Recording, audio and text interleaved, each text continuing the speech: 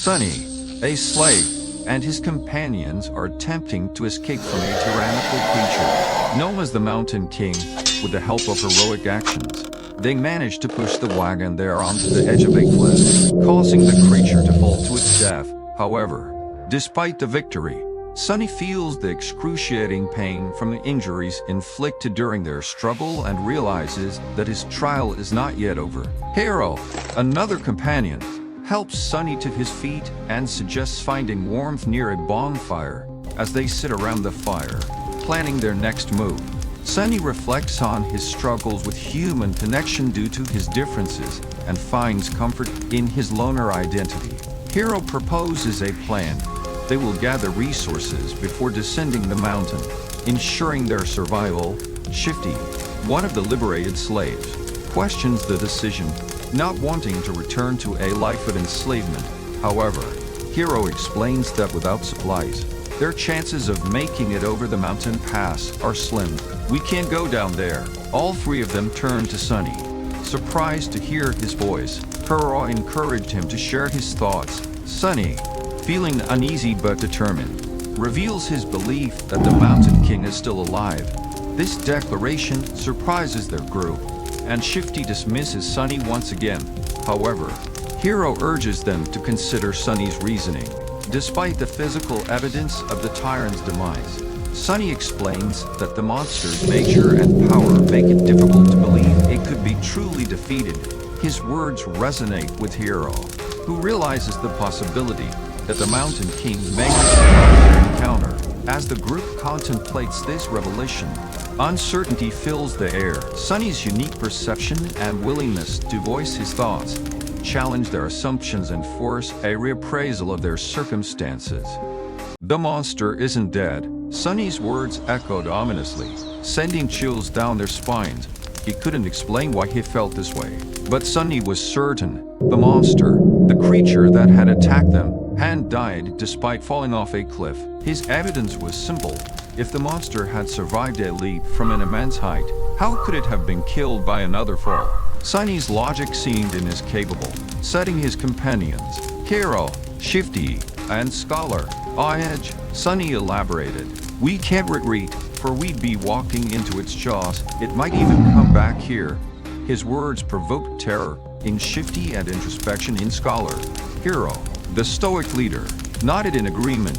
They had to act, and swiftly.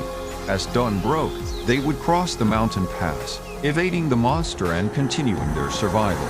The fallen bodies around them became a source of supplies. Hero carved meat from the oxen. Scholar saw firewood. Shifty found warm clothes. Sunny collected water from the flagons carried by the deceased soldiers. Away from the fire, Sunny discovered a dying veteran, the very one who had once whipped him. He was seeking something, his hand groping for a shattered sword nearby. In a surprising act of mercy, Sunny picked it up and ended the man's agony, giving him a swift death. As he sat by the lifeless body, a voice echoed in his head. You have slain a dormant human. Name unknown, followed by, you have received a memory. His heart pounded. Memories could be weapons or enchanted items. A moment of anticipation was shattered when the memory turned out to be a simple silver bell. He felt deflated, but hope flickered when he realized it had a unique power. Its ringing could be heard from miles away. Clad in the fallen officers' fur cloak and boots, Sunny took one last look at the macabre platform. The sight of their supposed demise, the four of them had survived against all odds, but their future remained shrouded in uncertainty. Their rest of the night was tense. Backs to the bonfire, they kept watch for the monster's return. The rhythmic sound of Hero sharpening his sword provided a strange comfort. As dawn broke, they carried their gathered supplies and embarked on the perilous journey across the mountain pass. The situation was dire. They had planned to escape the scene of a massacre by following the road up the mountain pass, but the road had been destroyed by a rockfall. Sunny and his companions, Scholar, Hero, and Shifty, stood at the edge of a chasm, unsure of what to do next. Shifty, frustrated and angry, blamed Sunny for their misfortune. He believed that Sunny was cursed and wanted to leave him behind.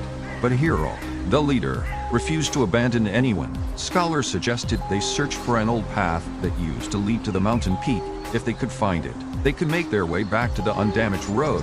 The group looked up at the treacherous slope, wary of the dangerous climb. But with no other options, they began their ascent, shedding unnecessary weight to make the climb easier. The climb was grueling, pushing Sunny to his limits. He imagined the reward he would receive at the end of this trial. The boon of the first nightmare. The main benefit of the first nightmare's boon was simple, yet possibly the most important. After completing their trial, aspirants were bestowed with the ability to perceive and interact with soul cores. Soul cores were the basis of one's rank and power. The stronger your core was, the greater your might would grow. The same went for nightmare creatures, with a deadly caveat that, unlike humans, they could possess multiple cores. A lowly beast had just one, but a tyrant like Mountain King had 5. Coincidentally, the only way to improve your soul core was to consume soul shards scavenged from the corpses of other Dream Realm inhabitants. That's why Awakened went out of their way to battle powerful nightmare creatures despite the risk of death. After completing the first nightmare, aspirants were elevated to the rank of dreamers, colloquially known as sleepers, and gained access to the Dream Realm itself. Unique to every aspirant passing the trial, the first aspect ability. This was the magic power that elevated Awakened above mundane humans. Aspect abilities were diverse, unique, and powerful. Some could be categorized into types like combat, sorcery, and utility, but some were simply beyond imagination, armed with the power of their abilities. Awaken had been able to save the world from the flood of nightmare creatures, but for now, his focus was on surviving the climb and entering the Dream Realm. Sunny noticed that the sun was setting, and the air grew colder. Sunny was exhausted, on the verge of fainting from the hours of trekking up the treacherous mountain slope. Surprisingly, Shifty, the rockwash slave, seemed to be doing even worse. His eyes were glazed and unfocused. His breathing labored. He collapsed when they finally found a place to rest, drinking greedily from his flask despite Hero's warnings to conserve water. Scholar, the older slave, didn't look much better. The climb had taken a toll on him, leaving him sweaty and worn out. Sunny, being the weakest of the three, somehow managed to endure the best. He suggested melting snow for water, but Hero cautioned against drawing attention with a fire. Fortunately, they found a hidden alcove in the mountain, where they could safely rest and warm themselves by a hidden fire. They ate in silence, their minds still haunted by the horrors they had escaped from. As night fell, Shifty and Scholar fell into restless sleep.